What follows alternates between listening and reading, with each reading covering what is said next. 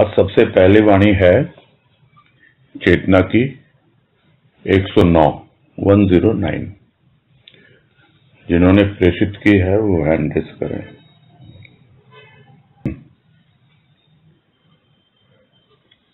बोलिए चारू अग्रवाल जी, बोलिए। हरिओम भैया जी, प्रणाम। हाँ नमस्कार। वाणी सरोज दीदी ने रखी है तो पहले मैं बोलूं? चले कोई भी बोले, जो बोलते रहते हैं, नए कोई दिखते हैं तो मैं उनको मौका देता हूँ। ठीक है। गति में ये चेतना की वाणी है 109 नंबर। गति में व्याकुलता नहीं, गति है जहाँ विकलता नहीं। परिणाम विपरीत देख छटपटाता है। परिणाम गति नहीं, परिणाम स्थिति है। तो यहाँ पे भैया मुझे ऐसे समझ में आ रहा था कि गति में व्याकुलता नहीं, मतलब हम जब चेतना की स्थिति में है, मतलब गति, हम भक्ति की ओर अग्रसर तो हो रहे हैं भगवान की प्राप्ति के लिए, लेकिन उसमें हमारी गति तो है, लेकिन इतनी व्याकुलता जो भीतर से हमारे जो छटपटाहट होती है वो नहीं है। तो गति है जहाँ विकलता नहीं। तो हमारी जब तक विकलता नहीं है वो सिर्फ गति ही तक सीमित है हमारा, जो मतलब स्पीड में ही हम ध्यान दे रहे हैं कि हम सत्संग जा रहे हैं, आ रहे हैं, कोशिश, परंतु हमारे भीतर में जो व्याकुलता होनी चाहिए वो व्याकुलता नहीं है। और वो व्याकुलता नहीं है तो नेचुरल है कि हमको प्रभु दर्शन नहीं होगा, जो भीतर से हम अपने प्रभु को जान नहीं पाएंगे। तो लेकिन जब नहीं जानते हैं तो जब परिणाम विपरीत होता है तो छटपटाते हैं कि मेरे को क्यों नहीं मिल रहा है और लोगों को तो मिल रहा है, मेरे साथ क्यों ऐसा हो रहा है, मैं इतने दिन से सत्संग आ रही हूँ तो भी कुछ परिणाम क्यों नहीं आ रहा है। और बस आगे का मुझे नहीं समझ में आ रहा है। परिणाम गति नहीं, परिणाम स्थिति है। तो इसका मुझे नहीं समझ में आ रहा है कि परिणाम गति नहीं, मतलब कि हमारा लक्ष्य क्या है। लक्ष्य तो भगवान को पाना है, तो वो लक्ष्य नहीं मिल रहा है। बस भैया इतना ही समझ में आ रहा है मुझे। नहीं, आप लोगों ने आपस में बात की ना, तो इसी टाइप का है सबका। हाँ, और एक मतलब विभा दीदी से मेरी चर्चा हुई थी तो उनका ऐसे था कि व्याकुलता नहीं, मतलब व्याकुल नहीं होना है हमको। अगर परिणाम, उनका ऐसे भाव था कि व्याकुल नहीं होना है, हमें चलते जाना है तो परिणाम तो मिलेगा ही। उनका ऐसा भाव था कुछ। ठीक, आप बोलिए सरोज जी।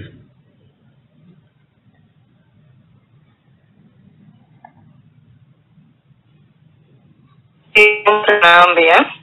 हाँ नमस्कार, बोलिए। गति में व्याकुलता नहीं। आवाज डिस्टर्ब हो रही है, आवाज आपकी डिस्टर्ब हो रही है। अभी ठीक है? हाँ थोड़ी ठीक हुई, ठीक से। हाँ। गति में व्याकुलता नहीं, गति है जहाँ विकलता नहीं। परिणाम विपरीत देख छटपटाता है। परिणाम गति नहीं, परिणाम ठीक है। गति में व्याकुलता नहीं आ रही, आवाज ठीक नहीं आ रही है, लेकिन वो पता नहीं मुझे ही ठीक नहीं आ रही है या क्लियर नहीं है मैं आवाज। हाँ कुछ समस्या है, मालूम नहीं अब। फिर से लगाएंगे क्या? चलो वो तो डिस्कनेक्ट हो गया अभी। हाँ अनीता बोलिए।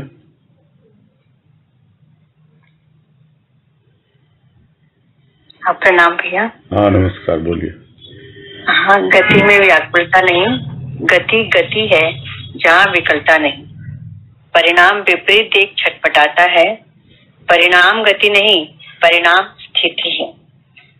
वह इस वाणी के माध्यम से यही समझ में आ रहा है कि जैसे सभी लोग अपने अपने क्षेत्र में आगे बढ़ते रहते हैं, गतिमान रहते हैं, लेकिन हर किसी को जो भी जिस क्षेत्र में है, हम लोग जैसे अध्यात्म में चल रहे हैं तो अपने गंतव्य तक पहुंचने के लिए एक भीतर में एक व्याकुलता, एक चाह, एक छटपटाहट, एक तीव्रता होनी चाहिए। वो अगर नहीं है, हमको लग रहा है कि हम तो गतिमान है, चल ही रहे हैं।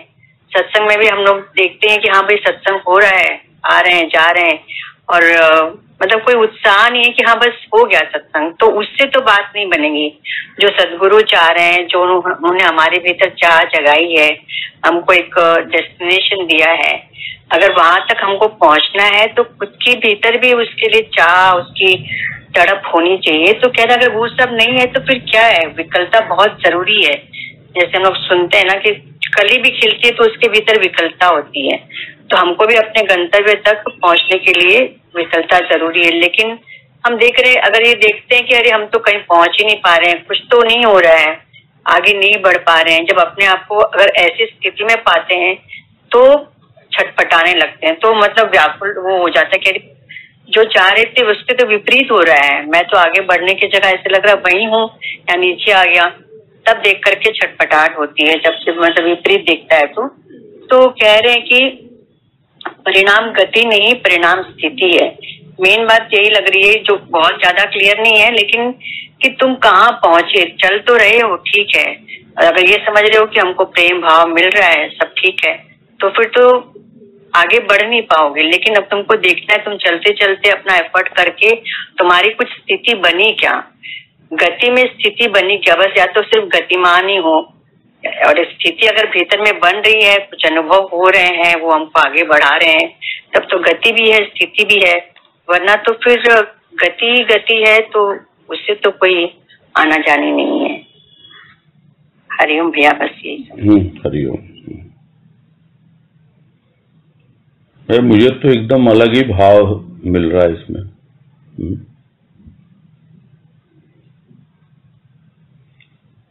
देखो होता क्या है कि गतिशील रहना बहुत जरूरी है, जिसको हम कहते रहे। अभी कुछ दिन पहले भी वाणी आई थी अभ्यास के ऊपर, इसका अभ्यास कर, उसका अभ्यास कर। तो अभ्यास होता क्या है, यानी आप उसमें निरंतर लगे रहें। उसी प्रकार आप जिस दिशा में आगे बढ़ रहे हैं, जो आपका गंतव्य है, वो एक दिशा आपने चुन ली और उस दिशा में आप गतिशील हैं, तो गतिशीलता को बनाए रखना है। किंतु फिर भी व्याकुलता हो रही है, अरे मैं तो बढ़ रहा हूं उसकी ओर, मैं तो उसके प्रेम और भाव में जी रहा हूं। अब जब उसकी चेतना जागती है तो व्याकुल हो जाता है, अरे इतने दिनों से चल रहा हूं मैं, कहां पहुंचा? अरे तू गतिशील है, उस गति में व्याकुलता नहीं होती है। ये तो तू अब परिणाम की ओर ध्यान दे रहा है कि कहां पहुंचा। पहुंचा क्या? ये तो ऐसी राह है जहां कोई कहीं पहुंचता ही नहीं, चलते ही रहना है, इसमें तो गतिशील बने रहना है। इसको कहते हैं कि जीवन चलने का नाम, चलते रहो सुबह शाम। वैसे ही ये अध्यात्म का जीवन है, चलते रहो चलते रहो, चरैवती चरैवती, ये सब हम सुनते रहते हैं। अब यदि आप परिणाम की ओर ध्यान देंगे, तब आप सोचते हैं इतने दिनों से मैं सत्संग कर रहा था, प्रेम भाव में जी रहा हूं, भक्ति कर रहा हूं, क्या परिणाम है? नहीं, परिणाम तो वो नहीं मिला मुझे। तब होती है व्याकुलता। छटपटाहट देखकर, परिणाम देखकर छटपटा रहा है। छटपटाना यानी व्याकुल होना। तो गति है, उसमें तो चलते रहना। आप परिणाम की ओर ध्यान ही मत दो, लगे रहो। व्याकुलता का मतलब ही है कि आप परिणाम पे ध्यान दे रहे हैं। तो गति है, वहां पे किसी प्रकार की व्याकुलता के लिए स्थान नहीं है। यदि व्याकुल हो जाओगे तो निस्तेज हो जाओगे, ढीले पड़ जाओगे। और किस लिए हो रही है छटपटाहट, किस लिए हो रही है व्याकुलता? क्योंकि आप रिजल्ट पे फोकस कर रहे हो, परिणाम पर। यदि आप रिजल्ट पे फोकस करना छोड़ दें, जो भगवान कृष्ण कहते हैं गीता में, बस तुम तो अपना काम किए जाओ, फल की इच्छा छोड़ दो, फल उसके हाथों में है। तुम तो सत्संग किए जाओ, उसके प्रेम और भाव में जिए जाओ, जो करना है वो करेगा, परिणाम तुम समझ ही नहीं पाते अभी। तुम्हारा काम क्या है? तुम्हारा काम तो उसके चरणों में लगे रहना है, प्रणाम करते रहना है, परिणाम को नहीं देखना। जब परिणाम देखता है और वो भी विपरीत देखता है, तब छटपटाता है। और यदि तुम परिणाम विपरीत देख लोगे तो ठहर जाओगे, क्या करूं, क्या न करूं। फिर आपकी गतिशीलता तो खत्म हो गई। तो वो परिणाम गति नहीं है। गति तो गति है, बढ़ते रहना है। परिणाम जो है वो रुक जाना है, वो स्थिति बन जाती है, यानी टिक जाता है प्राणी। ये अरे इतने दिन किया, अब क्या फायदा सत्संग करने से? कोई फायदा है ही नहीं। इसके बजाय तो कुछ और किया जाए। भटक भी जाते हैं बहुत से लोग, लेकिन जो अपने गतिशीलता को बनाए रखता है वो परिणाम की ओर ध्यान नहीं देता। गतिशीलता में यदि व्याकुलता आती है, इसका मतलब यह है तुम्हारी चेतना जागी है, देखो तुम्हारा ध्यान परिणाम की ओर है, रिजल्ट की ओर है, इसलिए व्याकुलता है। और जैसे ही आपका ध्यान रिजल्ट पे जाएगा, यानी आप फिर आगे बढ़ना छोड़ दोगे। यही वाणी का सार मुझे तो समझ में आ रहा है।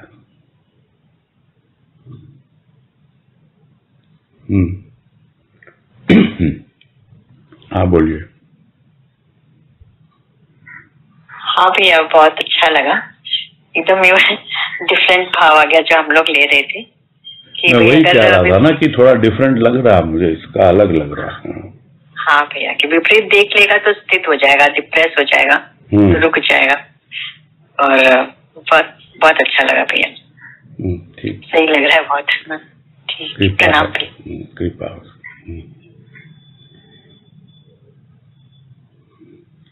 हाँ, सरोज जी कुछ बोल रहे हैं।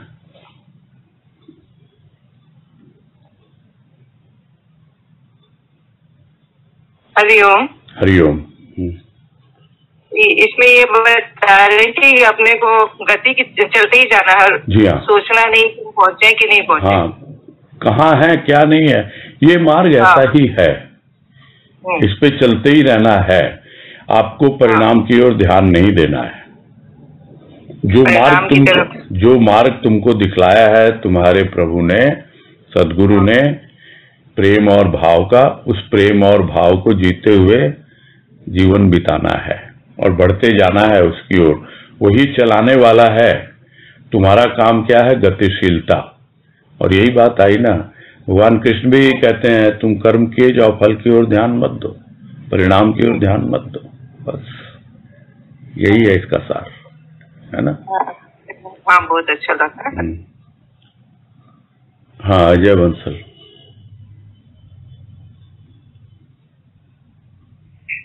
भैया ये जो प्रणाम भैया, हाँ हरिओम, ये जो लास्ट लाइन है इसको थोड़ा सा और इलैबोरेट करके, परिणाम स्थिति है, यानी तुम फिर बढ़ोगे ही नहीं आगे, बैठ जाओगे, चलोगे ही नहीं। इतने तुम डिस्करेज हो जाओगे, व्याकुल हो जाओगे, हतोत्साहित हो जाओगे, तुम आगे बढ़ोगे नहीं। परिणाम की ओर देखो ही मत। जैसे परिणाम को देखोगे तो वो गति नहीं है। गति तो आगे बढ़ते रहने का नाम है।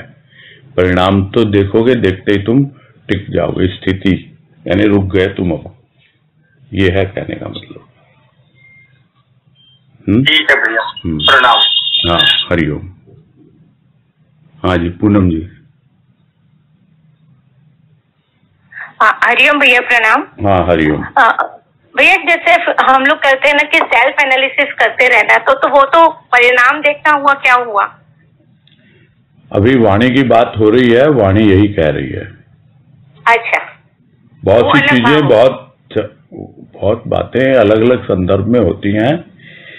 वाणी मेरे हिसाब से यही कह रही है कि आपको आगे बढ़ते रहना है। जरा सा भी विचलित नहीं होना, व्याकुल नहीं होना। व्याकुलता या तुम इधर उधर भटक क्यों जाते हो, विचलित क्यों हो जाते हो? क्योंकि तुम्हारा ध्यान परिणाम पे चला जाता है। बस ये इस वाणी का सार है ना? अच्छा हाँ भैया, हाँ हाँ ठीक है। मतलब ये है ना भैया कि हम लोग दो चीजों को आपस में मिक्स कर लेते, इतना भी तो विवेक तो है नहीं, तो इसमें इसको इंडल्ज कर लेते, यही बात हो गई। नहीं, यहाँ पे तो सीधी सीधी ये बात है। अच्छा। कि गति में व्याकुलता नहीं होती है। गीत गाता चल, मुस्कुराता चल, बस चले जाओ, गीत गाते जाओ, मुस्कुरा के चलते चले जाओ आगे। कोई व्याकुलता लाने की जरूरत नहीं है।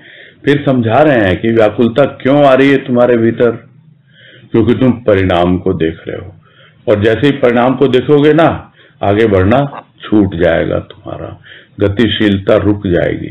यही है ना? हाँ भैया, ठीक है भैया। हरिओम। हरिओम। हाँ राजकला जी। भैया प्रणाम। हाँ नमस्कार, बोलिए। भैया गुरुदेव की एक वाणी है, व्याकुलता तो हृदय का नृत्य है। तो भक्ति के अंदर में तो व्याकुलता आती है। भाई अभी क्या बात हो रही है, वाणी को वाणी के संदर्भ में ही लेंगे। अभी शब्द के ऊपर हम नहीं जाएंगे। व्याकुलता तो सबको ही बोलते चाहिए, एक सीधी सीधी वाणी है गुरुदेव की, कली की बेकली ही उसे खिलाती है। फिर क्या ये बात यहाँ लागू होती है? जो बात जिस संदर्भ में होती है, हमको उसी संदर्भ में, उसी रेफरेंस में हमको समझना होता है। इस वाणी में जैसा मुझे समझ में आ रहा है भाव, वो यही है कि गतिशीलता होनी चाहिए। तुम्हारे भीतर यदि व्याकुलता आ रही है, इसका कारण है कि तुम परिणाम को देख रहे हो। परिणाम को देखोगे, व्याकुल होगे, और फिर तुम्हारी गतिशीलता ठहर जाएगी, तुम रुक जाओगे। मुझे तो यही भाव समझ में आ रहा है इसका। यानी परिणाम को नहीं देखना है। जी हाँ, चलते चलना, चरैवती चरैवती। लेकिन भैया परिणाम पे तो ध्यान चला जाता है, तो क्या करें? चला जाता, क्या करें? बस वही बात है। वही तो बात है। परिणाम क्या होना चाहिए वो भी तो हमको पता नहीं होता। नहीं, किसी को कुछ नहीं मालूम है। अरे मैं बता रहा हूँ अपना एक एक्सपीरियंस। क्या भाभी कुछ बोल रही है? नहीं, मैं बोलूँ अपने हिसाब से हम परिणाम भी तो चाहने लगते हैं ना। वो परिणाम आज कुछ और दे रहा, कल वही तो विपरीत देखकर, वही तो कह रहे हैं ना, विपरीत और देगा। हमारी एक्सपेक्टेशन से अलग होता है, इसलिए परिणाम को देखना नहीं है। नहीं, ये बोलते बोलते मुझे याद आने लग गया वो जो मैं बोलने चाह रहा था। वो सबके लिए बहुत एक अवेयरनेस आएगी उसमें भी, कि जो बातें बार बार होती है, भगवान कृष्ण बोलते हैं कि भाई तुम बस अपना कर्म किए जाओ, फल की ओर ध्यान मत दो। तो किसी से बात हो रही थी, बहुत साल हो गए, एकदम क्या बताऊं कितने, मतलब 1979-80 की बात होगी, 80s की बात है, शुरू की, इतने पुरानी बात है, यानी 40-45 साल पहले की। तो बोला आप कैसे बोल रहे हो? हम फिर भी बोल सकते हैं। मैंने कहा क्यों, आप और हम में क्या अंतर है? बोला आपको तो परिणाम पहले से मालूम है, आप सर्विस में हो, जॉब में हो, आपको मालूम है मैं जॉब कर रहा हूं, इतना मैं महीने भर काम करूंगा तो मुझे उसका परिणाम ये मिलेगा, ये सैलरी मिलेगी। परिणाम की ओर तो हम ध्यान नहीं देते हैं, हम लोग बिजनेसमैन हैं, हम लोग बस इन्वेस्ट कर देते हैं, मेहनत करते हैं, जो भी फल मिलेगा मिलेगा। समझ गए आप लॉजिक? अब यही होता है। हाँ भैया। ठीक है। हाँ भैया ठीक है, लेकिन फिर भी मन में भाव है। क्या? व्याकुलता होनी चाहिए। हाँ व्याकुलता होनी चाहिए। नहीं, व्याकुलता तो हमें परेशान करती है, हम नहीं होना चाहते फिर भी करती है। अब इसके अंदर से कैसे अपने अंदर की स्थिति के विपरीत भाव से को देख के नहीं देखो, ये चेतना की वाणी है, इसका मतलब अभी भक्ति उतनी सुदृढ़ हुई नहीं है, भाव का इतना समावेश उसमें हुआ नहीं है, इसलिए बातें आ रही है। हाँ, कभी तो लगता है हाँ ठीक है, लेकिन बीच बीच के अंदर में स्थिति विकलता की तरफ पता नहीं क्यों चली जाती है। तो क्या बताएं अब हैं? अवस्था विशेष होती है जब चाहिए व्याकुलता, अवस्था विशेष होती है कि आपको आगे बढ़ते रहना है, व्याकुल नहीं होना है, तो ये तो निर्भर करेगा अवस्था विशेष पर। ठीक है, ठीक है। हरिओम। हाँ अजय बंसल, फिर क्या हो गई समस्या? समस्या नहीं हुई, एक ख्याल और आया कि अगर मेरी बुद्धि तो लिमिटेड है, तो मैं अगर परिणाम भी देखता हूँ तो अपनी बुद्धि से देखता हूँ, हो सकता है प्रभु को मुझे कुछ और अच्छा देना हो, तो एक वो भी बात हो जाती है कि लाइक इट मेक्स सेंस कि वाई बॉदर कि ये होना चाहिए, like maybe he wants to give me something much much bigger. तो आई थिंक वो ओपन माइंड और रखें, और जैसा आप बोलते हो कि अपनी साधना करते रहें, सो दैट मेक्स सेंस। हाँ चलते चलो ना, बस सीधी बात यही है। हाँ ठीक बात। प्रणाम। हाँ हरिओम हरिओम। बढ़े आगे अब। अगली वाणी है भक्ति की 1174 1174।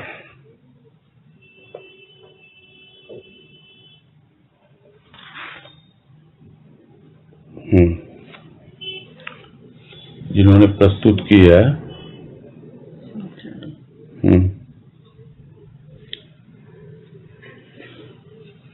अच्छा, एक यही है सुमित्रा जी।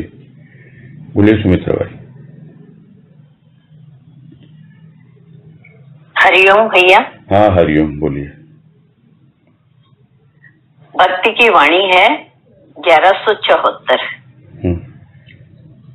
श्वास ने स्पर्श किया प्रिय को अदृश्य महल में, मन चोर अब शिरमोर बना। तो वाणी का कुछ थोड़ा भाव कम बन पाया है, बस समझ में जो आया है वह यही है कि प्राणी का जीवन किस पर आधारित होता है। प्राणी का जीवन आधारित होता है प्राणों पर, श्वासों पर। श्वासें आती है, श्वासें जाती है, तो प्राणी का जीवन चलता रहता है। हम लोग कहते हैं कि भाई प्राणी जीवित है। उसे यदि श्वास न आए, रुक जाए किसी भी कारण से, हृदय की गति या अन्य और कुछ भी हो, तब कहते हैं कि ये तो चला गया, नहीं रहा। तो यहाँ पर कहते हैं कि जो श्वास हम ले रहे हैं,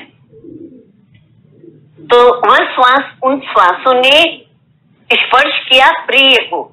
अब प्रिय को कैसे स्पर्श करती है श्वास? पहले तो कोई समझ ही नहीं पाते थे, पर अब जब से सत्संग की राह पर चल रहे हैं, थोड़ा थोड़ा समझने लगे हैं। तो श्वास ने स्पर्श किया प्रिय को।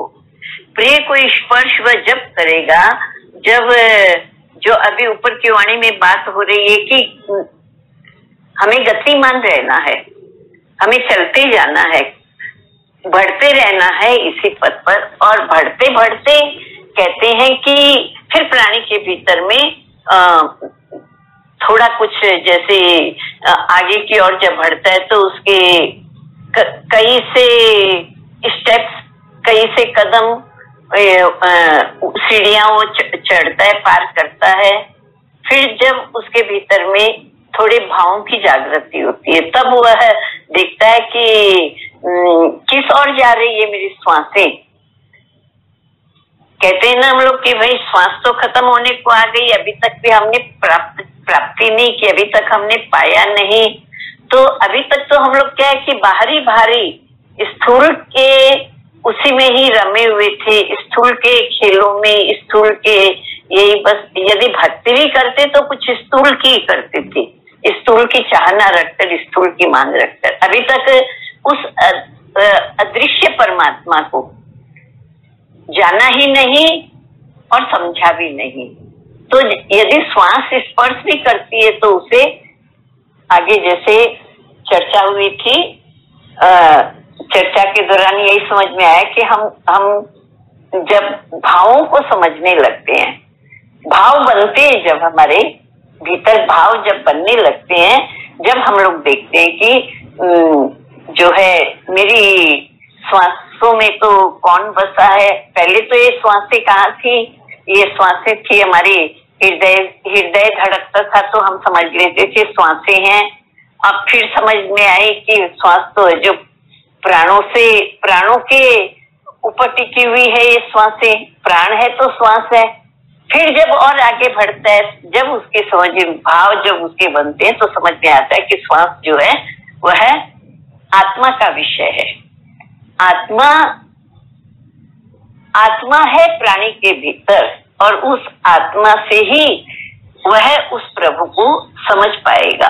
अब आत्मा की जो बात आ रही है, तो अब अदृश्य महल कहाँ पर है उस परमात्मा का? तो अदृश्य महल तो जैसे मीरा के वाक्यों में सुना हुआ है कि शून्य गगन में महल पिया का। तो अब उस शून्य महल को खोजे कि कहाँ पर है, वह गगन का है। एक गगन तो हम बाहर देखते हैं स्थूल में, एक गगन को हम कहते हैं हमारा हृदय आकाश। हृदय में स्थित जो हमारे परमात्मा व्याप्त है। तो हमारी श्वासें जो फिर समझ में आता है कि श्वासें तो उसी की देन है। जो परमात्मा मेरे भीतर बसा हुआ है, यदि परमात्मा नहीं है तो श्वासें नहीं है। तो परमात्मा जो मेरे भीतर बसा हुआ है तो श्वासें उसी की देन है। जो आगे वाणी कह रही है कि मन चोर अब शिरमोर बना। भगवान का एक नाम जैसे कहते ना कि चित चोर है। चित चोर से यही है कि परमात्मा के लिए कह रहे हैं कि वह परमात्मा जिसने मेरे मन को चुराया था, अब वही मेरे शिरमोर यानी मेरे माथे की मुकुटमणि है। एक भाव इस मन चोर पर यह भी आया था भैया कि ये मन हमारा जो है चंचल है, चलायमान है। ये जब देखो जब इधर उधर भटकता रहता है, जो चीज हमारे काम की नहीं है उस पर भी ये चल पड़ता है। एक हम लोग हाथ से कोई चीज उठाते हैं तो उसे कहते हैं कि भाई हाथ से चोरी कर ली। अब पर ये मन तो न जाने कितनी ही चोरियां करता है, कितनी चीजों को उठाते रहता है, चाहे वे अच्छी हो चाहे वे बुरी हो। मन चल पड़ता है और मन उसे अपनाना चाहता है। उसका मन करता है कि मैं पालूं इसे। तो कहते हैं ये मन चोर अब ठहर गया। कब ठहर गया? जो ऊपर भी आई है ना कि गति नहीं, अब तो स्थित होना है। गति है, पर जब तक प्राणी स्थित नहीं होगा अपने भाव में, तब तक वह समझ नहीं पाएगा अपने जीवन को। तो कहते हैं कि अब तो मन ठहर गया। तो जब मन ठहर गया तो वही मन उसका जो कहते हैं कि शिरमोर बना, वही उसके माथे का मुकुट बना। कुछ थोड़े से भाव अलग बन रहे हैं, समझ नहीं आ रहे, इसलिए आपसे समझना है। नहीं, आपने कहा चर्चा हुई थी, अभी नाम तो एक ही जन का, आप ही का, किससे चर्चा हुई थी? ऐसे ही हम लोग आपस में जब मेरा नाम आ गया था ना, तब हमने चर्चा की थी। वनिता से भी बात की, छोटी वनिता से भी बात की थी। अच्छा, तो नहीं उनका नाम इसमें था नहीं, इसलिए मैं जानना चाह रहा था। मैंने तो कहा था दे देना, बोले नहीं बस आपका ही नाम देंगे। आप अच्छा, ठीक है। हाँ ठीक है, कोई बात नहीं। जी ठीक है, लेते हैं वाणी को अब। तो वाणी है भक्ति की 1174 1174। फिर पढ़ लेते हैं एक बार वाणी को कि श्वास ने स्पर्श किया प्रिय को अदृश्य महल में, मन चोर अब शिरमोर बना।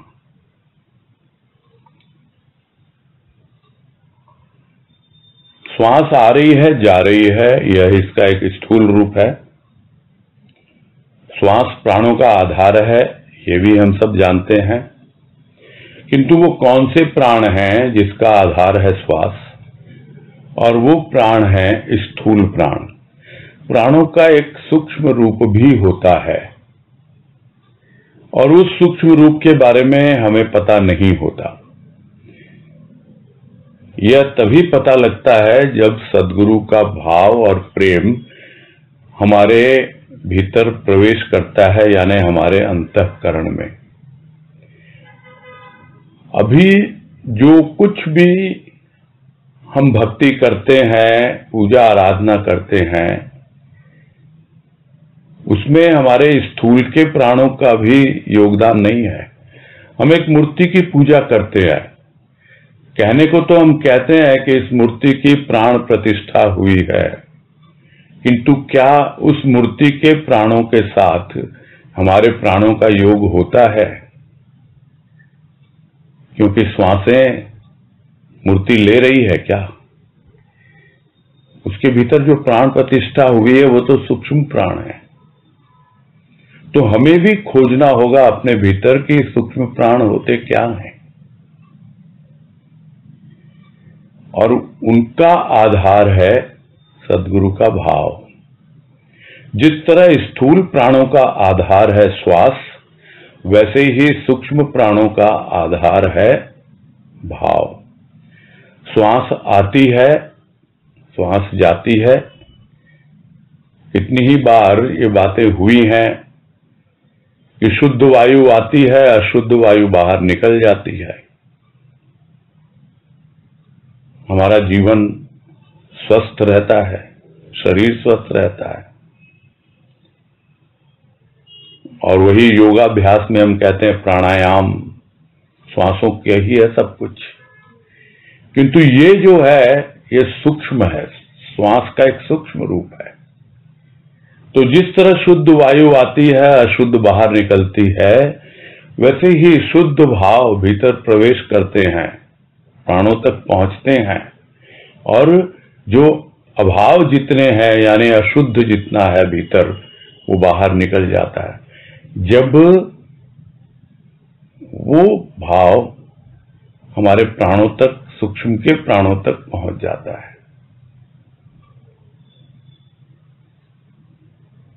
अब भाव था कहां? भाव था हमारे मन में, क्योंकि प्रारंभ मन से ही होता है भाव का, और उसका अलग अलग रूप बनता चला जाता है अध्यात्म में। यानी सूक्ष्म का जो भी हमारा रूप है, हमारे अंतःकरण का, मन, हृदय, बुद्धि, चित्त, अहंकार, ये सब सूक्ष्म और सूक्ष्म होते जाते हैं। प्राण जो है वो सूक्ष्माति सूक्ष्म होते हैं। तो भाव मन में आता है पहले। जैसे ही मन में भाव आता है तो हमें लगता है ये सद्गुरु का भाव, बस इसने तो इतना प्रभाव मेरे मन पे डाल दिया कि उस चित्तचोर ने, उस मेरे प्रभु ने, मेरे प्रिय ने मेरा मन ही चुरा लिया, मेरा चित्त ही चुरा लिया। तो इस प्रकार से जैसे जैसे भाव आगे बढ़ता चला जाता है, सूक्ष्माति सूक्ष्म अवस्था तक पहुंच जाता है, तब वो स्पर्श करता है प्रिय को। वो प्रिय जो हमारा देव है, जो हमारे प्राणों में प्रतिष्ठित है। जिस तरह मूर्ति की प्राण प्रतिष्ठा हुई है भाव के द्वारा, वैसे ही अब हमारे प्राणों में जो प्रतिष्ठित है वो पहुंच जाता है वहां भाव, क्योंकि वही उसका सूक्ष्म आधार है। और वहां स्पर्श किया किसको? प्राणों के साथी को। प्राणों का साथी हमारा प्रिय, जो हमेशा प्राणों के साथ रहता है, और इसको मेरे साथी में बहुत अच्छी तरह से गुरुदेव ने समझाया है। कौन है प्राणों का साथी? प्राणों का साथी है वो आत्मदेव, वो आत्मा। वहां स्पर्श किया, अभी पता नहीं है, वो अदृश्य महल है, अभी उसका कोई परिचय नहीं है, बस ऐसा अनुभव में आ रहा है। जैसे मीरा की बात भी आई अभी कि शून्य गगन में महल पिया का, वो कहाँ है शून्य गगन? पूरा व्यापक, सूक्ष्माति सूक्ष्म होता है गगन यानी आकाश, और वहां पर पूरी तरह व्यापक पहुंच गया। वो स्पर्श की अनुभूति हुई, उस भाव की अनुभूति हुई, भाव ने स्पर्श किया, तब पता लगा कि अरे वो जो चित्तचोर है वो मन तक ही नहीं है, बुद्धि तक ही नहीं है, वो तो पहुंच गया बिल्कुल हाईएस्ट लेवल। और वो क्या है? वो है सिरमौर। सिरमौर यानी मुकुट। और इसीलिए कहा जाता है कि भगवान के मुकुट मणि है भक्त। कौन से भक्त हैं? जिनकी श्वासों ने सूक्ष्म रूप में स्पर्श किया है अपने प्यारे प्रभु को, अपने प्राणों में उसकी अनुभूति पाई है भाव की अवस्था में। तब वो मनचोर चित्चोर तो अब भक्त का शिरोमणि बना। अभी तक उसको मन में बसा के रखा था, अब उसको मस्तक पे धारण कर लिया, यानी सबसे ऊपर। और उसी तरह भगवान ने भी भक्त को, और इसीलिए कहा जाता है भक्त शिरोमणि। भक्त तो अनेक हैं, किंतु उसमें कौन शिरोधार्य है, कौन शिरोमणि है, कौन सिरमौर है? वही है जिसकी श्वासों ने भाव की अवस्था में स्पर्श किया है अपने प्रिय को, सूक्ष्माति सूक्ष्म प्राणों में अपने भाव के द्वारा। तो ये भक्ति का एक रूप है जो गुरुदेव ने यहां बतलाया है। और थोड़ी सी टिपिकल है ये वाणी। टिपिकल मतलब थोड़ा अलग भाव लिए हुए है, जैसा मुझे समझ में आ रहा है। बाकी कोई और जिज्ञासा है तो करेंगे उस पर बात।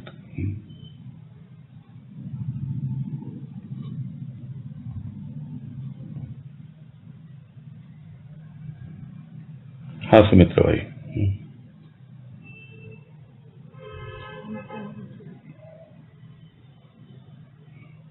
हरिओम भैया। हाँ हरिओम। अभी आप बताए तब पता चला है कि जैसे प्राण भी एक सूक्ष्म प्राण भी होते हैं, और उन सूक्ष्म प्राणों में जो है वे चलते हैं भावों से। जी। शुद्ध भाव आते हैं और अशुद्ध भाव, हमारे भीतर जो अशुद्धता है वो बाहर निकलती है, वो सूक्ष्म प्राण होते हैं। बहुत अच्छा लगा भैया, भाव समझ में आया। हरिओम भैया। हरिओम हरिओम। हाँ वनीता केडिया। हरिओम भैया जी। हरिओम। भैया जी इसमें ये प्रश्न है कि भाव सूक्ष्माति सूक्ष्म जब होते हैं, मतलब उसका शुद्ध रूप ही हुआ क्या कहते? शुद्ध तो है ही ना, मन में आया तो मन का मैल दूर किया उसने, चित्त में आया तो चित्त की चंचलता दूर की। तो इस तरह से जब वो सूक्ष्माति सूक्ष्म रूप में पहुंच जाता है भाव, तो वहां पर जो प्राणों का साथी है, जो अदृश्य महल में वास करता है, कहाँ गहराई में, ऊंचाई में, शून्य गगन में, कुछ भी कहें उसे, वहां पर स्पर्श किया। और उस स्पर्श की अनुभूति समझ नहीं पा रहा है भक्त, अदृश्य है, उसको कुछ समझ में नहीं आ रहा है। उसको बस इतना मालूम पड़ रहा है कि जो मेरे मन को जिसने चुरा लिया था, और वो भाव जो मन में था वो अब प्राणों तक पहुंच चुका है, वो मेरा सिरमौर बन गया है, सबसे महत्वपूर्ण हो गया मेरे लिए, मस्तक पे धारण करने योग्य हो गया। ये है। ठीक है भैया। हरिओम। हरिओम। हाँ, प्रभा देवी अग्रवाल, जरा परिचय भी देना अपना। बॉम्बे।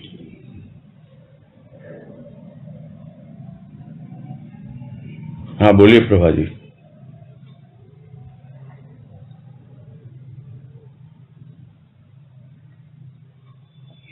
अनम्यूट करना। जी शायद उनका अनम्यूट नहीं हो पा रहा है।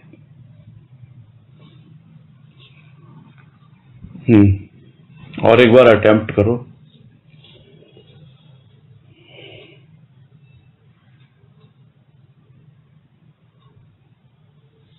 नहीं हो रहा है तो फिर नहीं आगे बढ़ते हैं। फिर इनका हैंड लो डाउन कर दो, लो कर दो। हाँ जी ठीक है। अगली वाणी पे आते हैं फिर।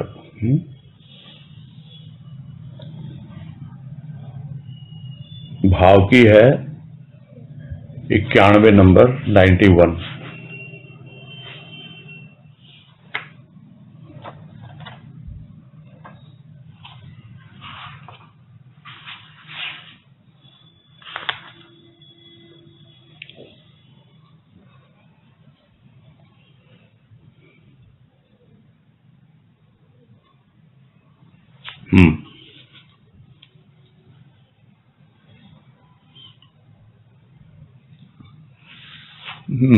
बोलो रोहन।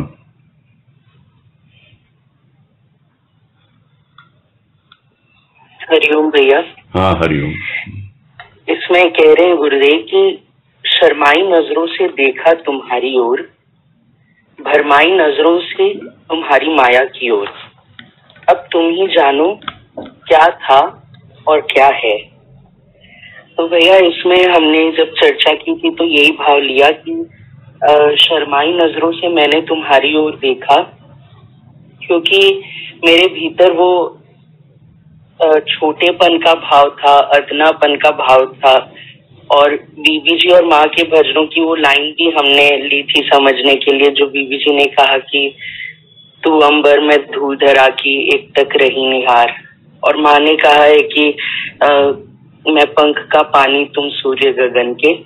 तो वो जो मन में एक शर्म रहती है कि मैं कितना अदना हूँ, मैं कितना छोटा हूँ, और वो शर्म से वो उस तक पहुंचना तो चाहता है पर वो शर्माई नजरों से बस उसे देखता ही रहता है।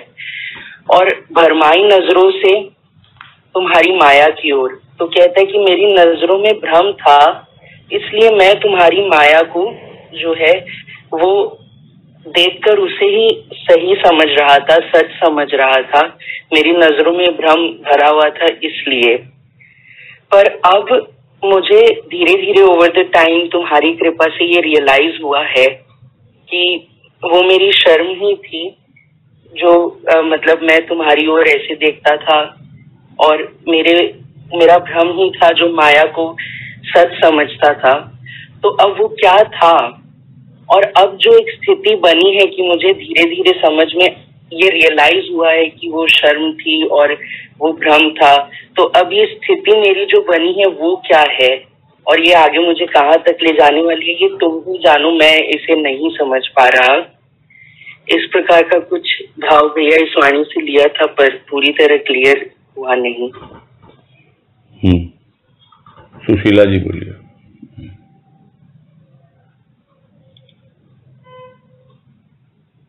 हरिओम। हाँ हरिओम। नमस्कार। नमस्कार। अभी वाणी करते करते वो एक गाने की लाइन याद आ रही है, जिसमें कहते हैं शर्म आती है मगर आज ये कहना होगा, अब हमें आपके कदमों में ही रहना होगा। तो ऐसा लगता है कि जैसे जब भाव में ऐसी अवस्था बनती है कि उसकी तरफ से आवाहन मिलता है, उसका निमंत्रण मिलता है कि तुम मेरी आंखों में देखो, तो वो देखना तो चाहता है लेकिन आंखें उसकी उठ नहीं पाती है।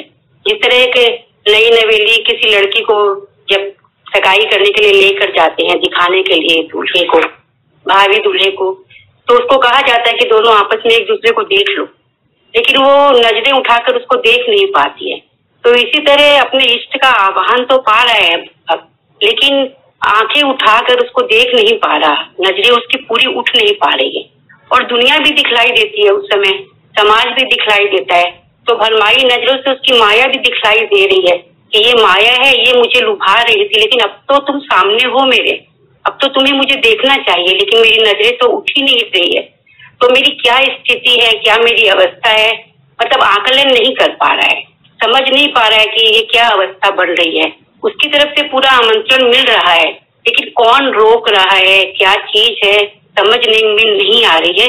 तो इष्ट से ही कहता है कि अब तुम ही जानो क्या था मेरा जीवन, आज मेरा जीवन क्या है, और अब तुम मुझे कौन सी स्थिति में लेकर जाना चाहते हो, मेरी कैसी अवस्था बनाना चाहते हो, मैं कुछ नहीं समझ पा रहा, तुम जानते हो, तुम करो।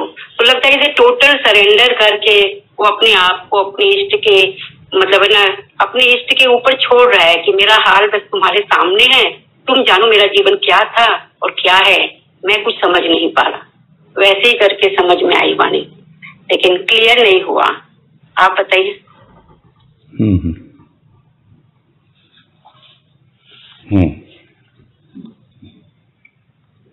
नहीं, भाव तो मोरलेस ऐसा ही लग रहा है। अब बात वही होती है ना कि किस ढंग से उन्हीं बातों को रिप्रेजेंट किया जाता है या प्रस्तुत किया जाता है। मुझे थोड़ा सा यह लग रहा है यहाँ पर कि अब तुम ही जानो क्या था और क्या है, और उसके बाद में प्रश्न किया है, क्वेश्चन मार्क है इसमें।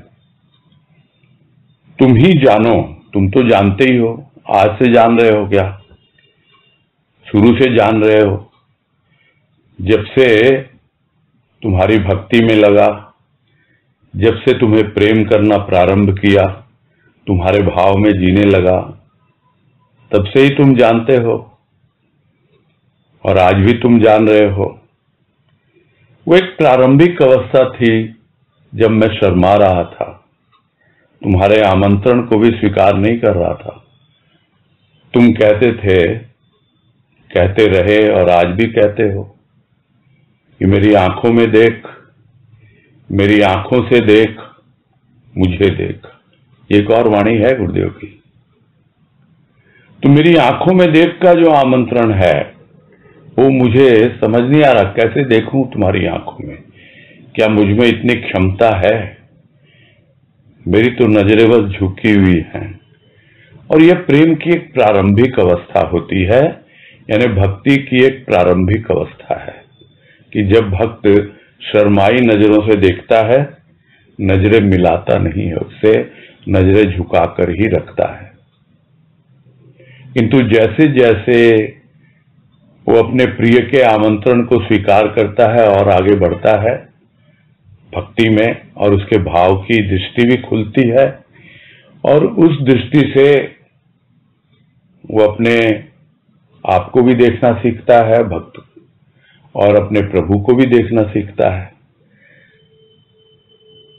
किंतु इन दोनों के बीच में बहुत बार माया अपना रूप दिखलाती है। तो माया जब अपना रूप दिखलाती है तब वो समझ नहीं पाता, अरे मैं तो प्रभु के प्रेम में लगा हुआ हूं, क्या ये माया है क्या?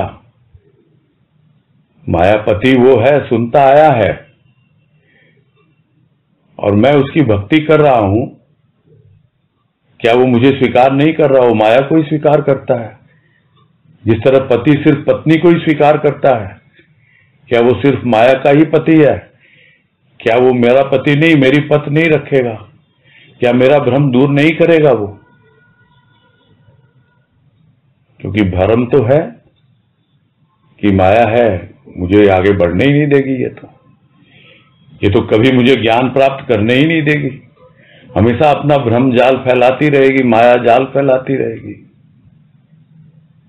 तो इस प्रकार से उसका ज्ञान प्रारंभ होता है, समझ पा रहा है कि मैं माया को भी नहीं देख पा रहा हूं, देख रहा हूं तो भरमाई नजरों से देख रहा हूं।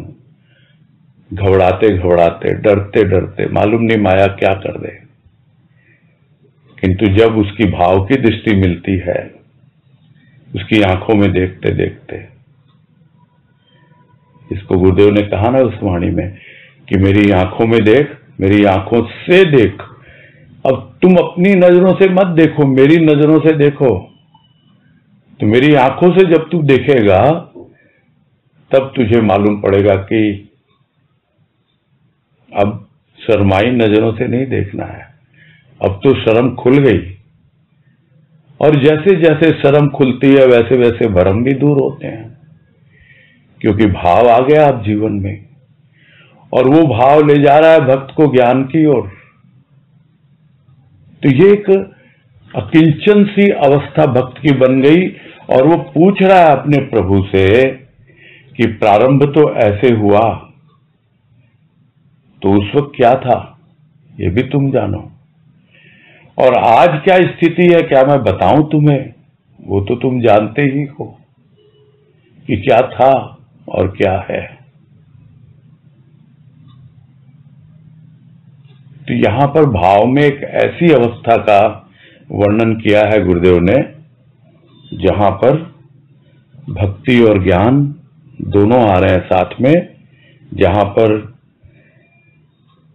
प्रेम भी है किंतु उसमें भी थोड़ा सा खुलापन कम है, लेकिन जैसे जैसे खुलता जाता है, क्योंकि उसके ऊपर कोई पर्दा नहीं है। हमारी ही आंखें खुली हुई नहीं, आंखों का ही पर्दा है, कुछ और नहीं। तो है ना, वो एक शेर अक्सर कहता रहता हूं मैं, सुना होगा आप लोगों ने, मेरी ही शौक की खता, मेरी ही आंख का कसूर, मेरी ही शौक की खता, मेरी ही आंख का कसूर, वो तो हटा चुका नकाब, हम न नजर उठा सके। अपने ही शौक की खता, अपनी ही आंख का कसूर, वो तो हटा चुका नकाब, हम न नजर उठा सके। पलके झुकी हुई हैं, उठ ही नहीं रही हैं, शर्मा रहे हो। वो कितनी बार कहे मेरी आंखों में देख, नहीं नहीं इतनी क्षमता नहीं है, देखना चाहता हूं देख नहीं पाता हूं।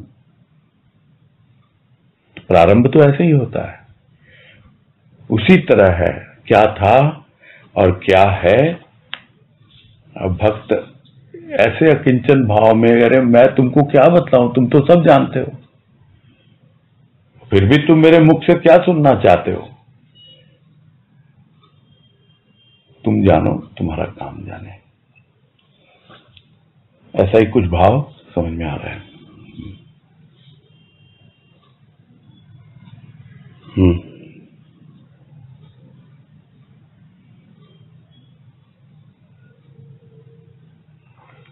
हाँ रोहन।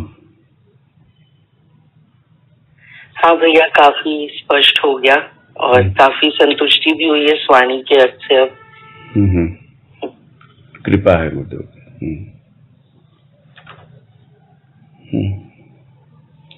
और किसी को जिज्ञासा है वाणी के संदर्भ में?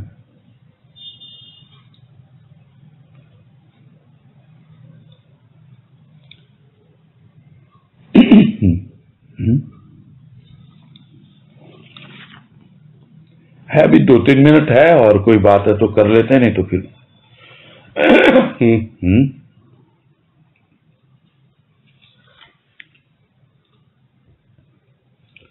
क्योंकि और वाणी का समय तो है नहीं अभी। वही तो 2-3 मिनट रह गए मुश्किल से। हाँ अलका पोदार, क्या बोल रहे हैं? प्रणाम भैया। हाँ नमस्कार। भैया वो शौक की खता का क्या मतलब हुआ? हमारे शौक कुछ और हैं। खता मतलब गलती, भूल। कहने को तो हम भक्ति में लगे हैं, किंतु शौक कुछ और है। नहीं सुन तो रहा ही होगा, अभी हट गया हाथ तो क्या होगा। ठीक है। हाँ ठीक है भैया। ठीक है, फिर पूरा करते हैं। अच्छा सुशीला चौमाल भी है, बोलिए सुशीला जी।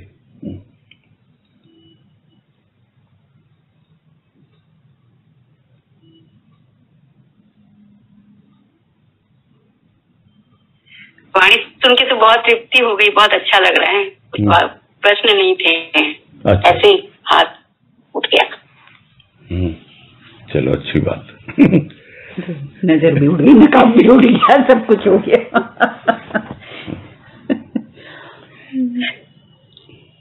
ठीक है, पूरा करते हैं, बाद में करें बात।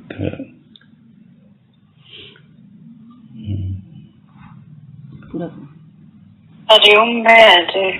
हरिओम हरिओम सबको हरिओम। हरिओम हरिओम सबको हरिओम। हरिओम हरिओम सबको।